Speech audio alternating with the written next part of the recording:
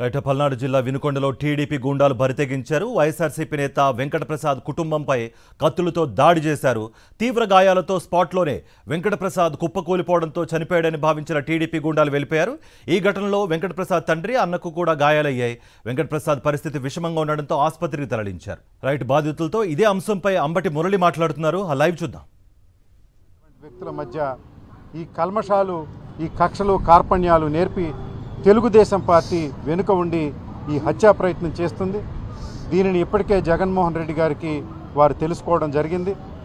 తగిన విధంగా పార్టీ వారికి అండగా ఉంటుందని పల్నాడు నియోజకవర్గ, వినుకొండ నియోజకవర్గం, పల్నాడు జిల్లానే కాకుండా రాష్ట్ర వ్యాప్తంగా జగన్మోహన్ రెడ్డి గారు ఈ కుటుంబానికి అండగా ఉంటారని, ఈ హత్యా ప్రయత్నాన్ని వైఎస్ఆర్ కాంగ్రెస్ పార్టీ తీవ్రంగా ఖండించడమే కాకుండా ముద్దాయిలపై వెనువెంటనే చర్య తీసుకోకపోతే మరో సంఘటనలకు మీరే అవకాశం ఇచ్చినట్టు ఉంటుంది కనుక వెంటనే చర్యలు తీసుకోవాలని రాష్ట్ర హోంమంత్రి, ముఖ్యమంత్రి గారిని వైఎస్ఆర్ కాంగ్రెస్ పార్టీ తరఫున మేము డిమాండ్ చేస్తాం.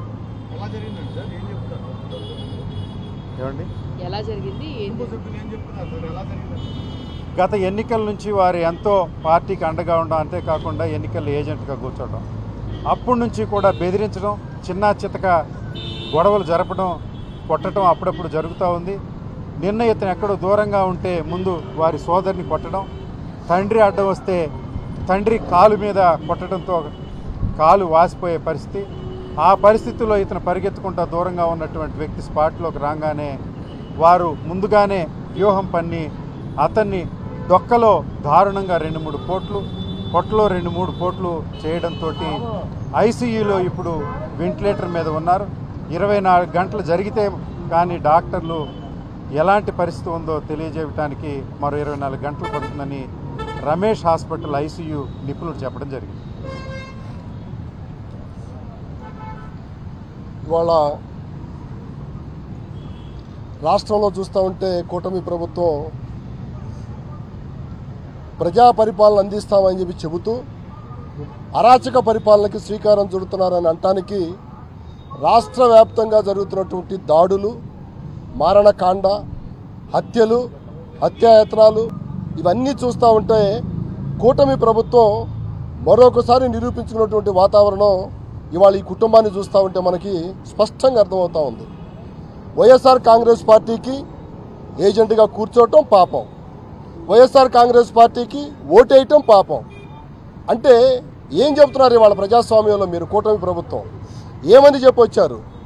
బీసీ సామాజిక వర్గానికి చెందినటువంటి చిన్న కుటుంబం, కాయా కష్టం చేసుకొని కూలి పని చేసుకొని జీవించేటువంటి కుటుంబం పైన మీరు చూపించేటువంటి కక్షలు, కార్పణ్యాలు. స్థానిక శాసనసభ్యుడు, గతంలో చాలా అనుభవాలు ఉన్నాయి అతనికి, చాలా సీనియర్ శాసనసభ్యుడు. ఇటువంటి వాతావరణాన్ని మీరు ప్రోత్సహిస్తూ ఉంటే మీ యొక్క పార్టీ అధికారంలో ఉందని చెప్పి, పరిస్థితులు రోజులు ఎప్పుడు ఇలానే ఉండవు, పరిస్థితులు మారుతాయి.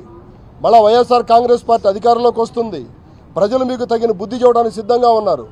ఇవాళ ఆ కుటుంబానికి వైఎస్ఆర్ కాంగ్రెస్ పార్టీ అండగా నిలబడింది. స్థానిక మాజీ శాసనసభ్యుడు బొల్లా బ్రహ్మనాయుడు గారు, మురళి గారికి, నాకు, నూరి ఫాతిమా గారికి, లోకల్గా ఉన్న కొంతమంది నాయకులకి అందరికి కూడా చెప్పి నేను స్థానికంగా అందుబాటులో లేను, వాళ్ళు వైఎస్ఆర్ కాంగ్రెస్ పార్టీకి బాగా గట్టిగా నిలబడేటువంటి పాపం కార్యకర్తలు వాళ్ళు, నేను వచ్చి కలుస్తాను, ముందుగా మీరు వెళ్ళండి అని చెప్పి చెప్పడం జరిగింది. దీన్ని దృష్టిలో పెట్టుకొని మేము ఇక్కడికి వచ్చి చూస్తే ఆ కుటుంబం, వాళ్ళ భార్య, బిడ్డలు, అదేవిధంగా వాళ్ళ సోదరులను కొట్టినటువంటి తీరు ఇవన్నీ చూస్తూ ఉంటే ఖచ్చితంగా వైఎస్ఆర్ కాంగ్రెస్ పార్టీ రూపాయికి రూపాయి అన్నట్టుగానే ఎవరైతే వైఎస్ఆర్ కాంగ్రెస్ పార్టీ కార్యకర్తల మీద, నాయకుల మీద దాడులు చేస్తున్నారో చేసే ప్రతి ఒక్క వ్యక్తికి ఖచ్చితంగా 100% 100% సమాధానం చెబుతాము. వైఎస్ఆర్ కాంగ్రెస్ పార్టీ జవాబు చెబుతుంది. దీన్ని దృష్టిలో పెట్టుకొని తెలుగుదేశం పార్టీ నాయకులు, కార్యకర్తలు మసలుకోవాలి తప్పనిచ్చి మీ శాసనసభ్యులు మాకు అధికారం ఉంది కదా అని చెప్పి బీసీ కులాలని, ఎస్సీ కులాలని, ఎస్టీ కులాలని, మైనార్టీ కులాలని, చిన్న కులాలని వాళ్ళ మీద మీరు దాడులు చేస్తే మాత్రం ఎట్టి పరిస్థితుల్లో కూడా వైఎస్ఆర్ కాంగ్రెస్ పార్టీ చూస్తూ ఊరుకోదు. ఇవాళ ఈ కుటుంబానికి వైఎస్ఆర్ కాంగ్రెస్ పార్టీ జగన్మోహన్ రెడ్డి గారు అండగా నిలబడతారు, పార్టీ అండగా ఉంటుంది.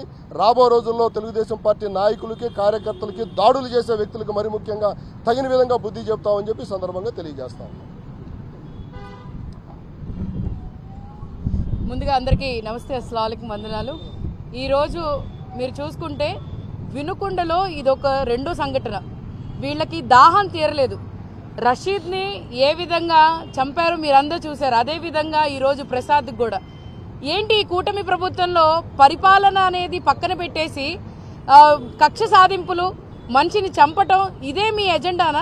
మీ కూటమి ప్రభుత్వంలో ఉన్న ఎజెండా, మీ రెడ్ బుక్ పాలనలో ఉన్న ఎజెండా ఇదొక్కటేలా కనిపిస్తుంది. కానీ ప్రజల ఆర్తనాదాలు, ప్రజల కష్టాలు, ప్రజల ఇబ్బందులు ఇవన్నీ తెలియకుండా అక్కడ ఏదో ఒక కుటుంబం అంతా వైసీపీకి అండగా ఉందని చెప్పి, వైసీపీ కుటుంబం ఉండకూడదని చెప్పి ఆ కుటుంబం మీద దాడి చేయడం అనేది ఎంత దారుణం అంటే, ఒక ఆడవ మీద కూడా ఆ కుటుంబంలో ఉంటే ఆమెని ఒక 4 రోజుల క్రితం అక్కడ వెళ్ళి ఆమె మీద దాడి చేస్తే ఎందుకులే, ఇంట్లో పిల్లలు ఉన్నారని చూడకుండా కరెంటు తీయటం, అలాగే వాళ్ళని ఇబ్బంది పెట్టడం చేయటం చేస్తున్నారంటే ఏ విధంగా మీ పరిపాలన ఉందో, ఏ విధంగా మీ నాయకత్వం ఉందో ఇక్కడ అర్థమవుతుంది.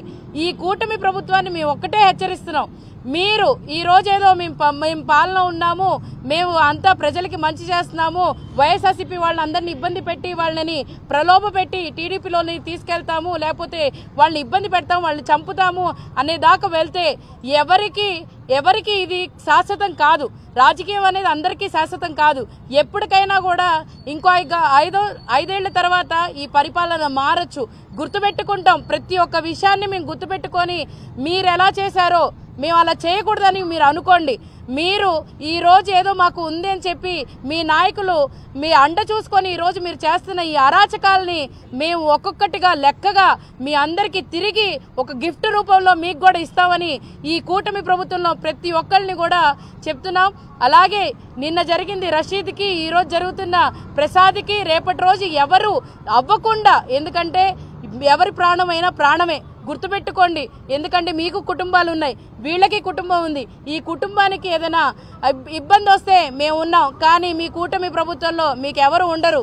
అది గుర్తుపెట్టుకొని మరి ఈ కూటమి ప్రభుత్వంలో ఎవరెవరు చేశారో వాళ్ళ మీద చర్యలు తీసుకోవాల్సిందిగా హోమ్ మినిస్టర్ని, అలాగే మరి సీఎం గారిని, అలాగే మా పవన్ కళ్యాణ్ గారు, డిప్యూటీ సీఎం గారు, ఎందుకంటే ప్రతి విషయానికి మేము ప్రజలకు అండగా ఉంటామని చెప్పి ఈరోజు ఆ వాగ్దానాన్ని ఆయన తీర్చకుండా ఆయన హైదరాబాద్లోనో లేకపోతే ఆయన సినిమాలో చేసుకున్నారు. కాబట్టి దృష్టి సాధించండి. ఈ రాష్ట్రానికి ఏ విధంగా భ్రష్టు పడుతుందో ఒకసారి దృష్టి సాధించి మరి ఈ కుటుంబానికి న్యాయం జరిగే విధంగా చూడవలసిందిగా కోరుకున్నాను. Thank you.